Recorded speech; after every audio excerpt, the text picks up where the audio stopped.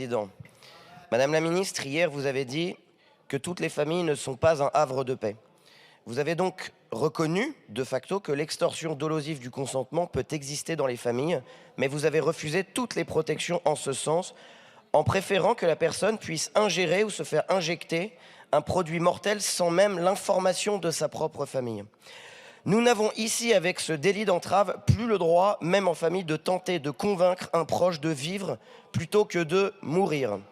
Chers collègues, moi je ne peux pas faire ça. Un jour, comme vous tous, je ne serai plus dans cet hémicycle et l'histoire nous jugera pour ce que nous faisons.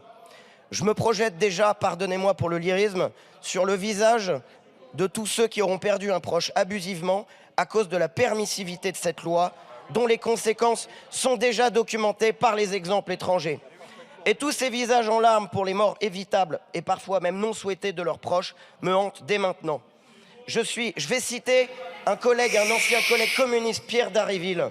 Je suis saisi d'un vertige sans fond devant l'admission de l'assistance au suicide et de l'euthanasie au rang des gestes de la République. Je lui rends hommage, il apporte tête à ce débat. Je conclus. Toute vie mérite d'être vécue. Votre délit d'entrave, c'est interdire de convaincre quelqu'un que sa vie a de la valeur. Vraiment, la France ne devrait pas faire ça. Monsieur le rapporteur général, cette proposition de loi est un scandale. En croyant créer un droit à mourir, vous allez créer dans certains cas un devoir de mourir et en l'espèce un délit d'incitation à la vie. Je ne peux m'associer à cette forfaiture.